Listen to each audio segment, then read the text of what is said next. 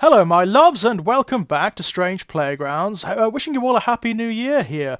Hope that 2023 is a good one for all of you and treats each and every one of you with all due dignity. I'm here to talk to you about a film that I was recommended over the holiday period by some friends of mine, John Wood and Ray Curran.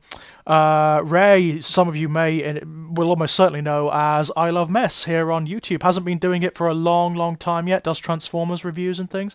Hasn't been online for a very, very long time, but worth checking out if you're into the Transformers. I Love Mess does lots and lots of Transformers reviews.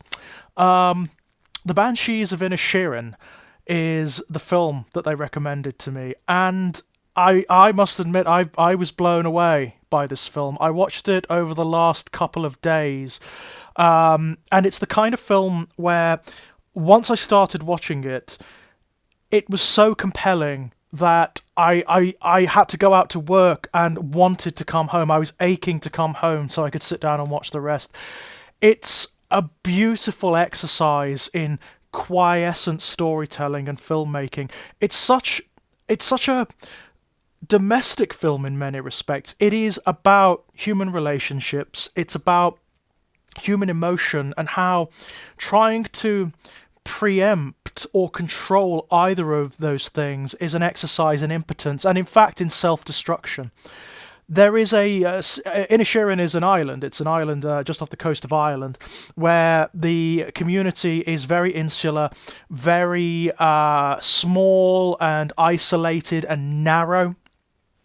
And this is a story about ostensibly two friends who have lived on the island for their entire lives, and they've been friends pretty much their entire lives. But one day, one of them, seemingly arbitrarily, just stops talking to the other one and will not respond to him.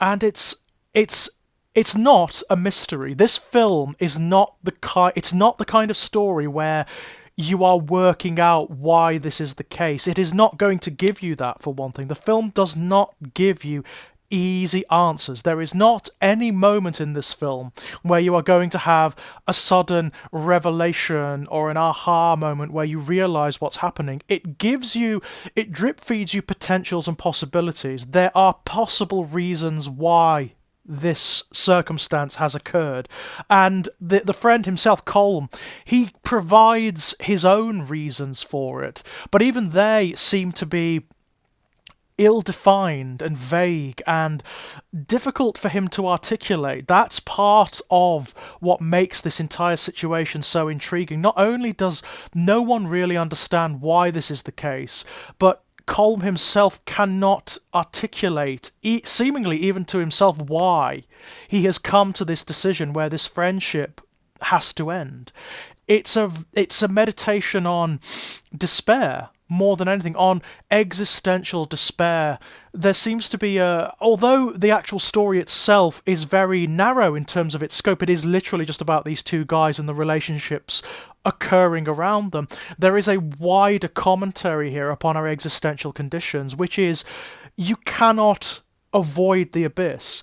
It doesn't matter what you put in the way of it. Certainly not here. I mean, Colm tries to put all sorts in the way of it. He has this idea that if he creates a piece of music, then maybe that will provide some posterity. Maybe that will give him some legacy. But even that, as the film demonstrates, as it progresses, is meaningless. Even that, it cannot sustain against the erosion, the natural erosion of everything that comes from that existential void that we all have to face at one time or another. It's a very dark, very despairing film, and it's incredibly sad. I mean, my God, the confusion of the protagonist, who is he's not a clever guy. It's established that he is not a clever man. He doesn't have any particular big ideas about anything. He's a man of small scope and of small ideas and of small wants, but that has not served him. It hasn't served him. The small life that he wants and that he is content to have results in people moving on around him. It results in people moving away. It's not just about this relationship, it's about the entire situation. He has a sister who has obviously lived with him since they were both born. They're both very familiar with one another, but she can't cope on this island either. She is a step above most other people on this island. She's clever, she's marginally more educated than most people on the island. She is outside of the culture and probably always has been, and comes to a point where she cannot cope. She cannot cope with living on this island under these circumstances anymore, and it is heartbreaking. I mean, that's something you're going to have to watch if you do go and find this film. It's available on Disney Plus. Banshees of Inisherin. It is very sad and genuinely moving.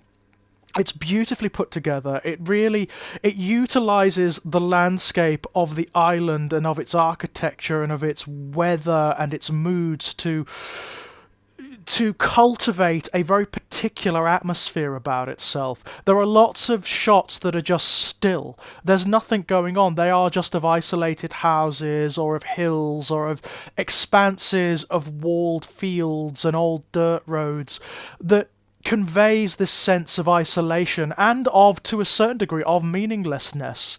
There is this sense that this landscape is almost primordial. It's been there for millennia before human beings were ever even a concept, before the first human beings ever walked its soils, and it will be there long after. That's the point. That's the thing in this film.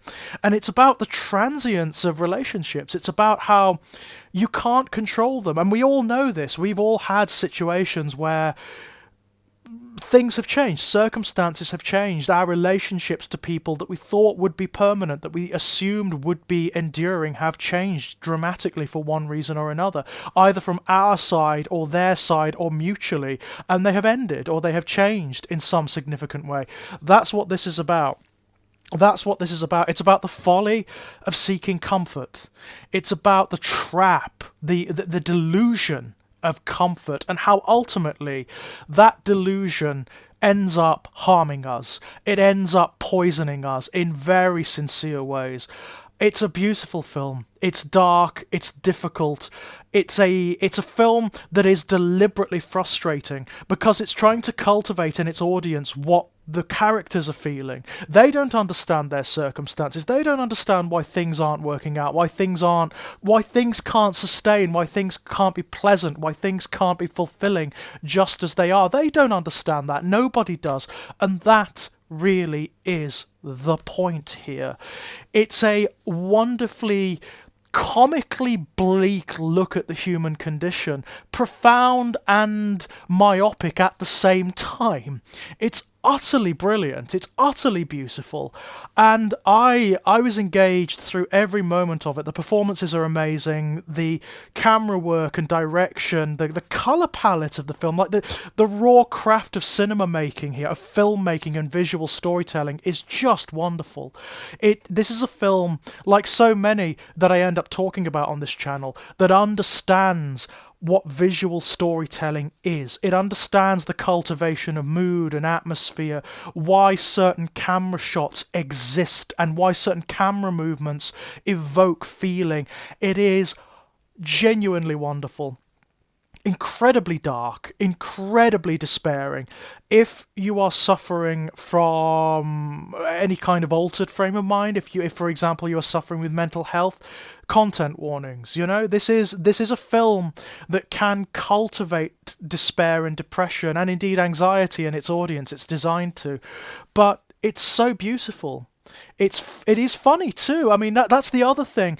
It's one of those films, it's one of those meditations on despair that sees the absurdity of it. It sees the absurdity of the human condition and finds the humour in it.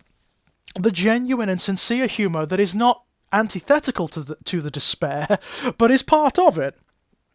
There's something about the raw abjection of it, and the way the protagonist keeps coming up against these brick walls that he cannot get over. There is no control here that is farcical, that is bleakly funny, and it's all there, it's all together in one package. It will make you laugh and cry at the same time, and it's wonderful. I mean, it's a little film, it's a tiny little film that deals with very ostensibly, on the face of it, quite little situations, but which have profound significance for what we are as human beings and how we relate to one another. It's stunning. It is absolutely stunning, and I would highly recommend it.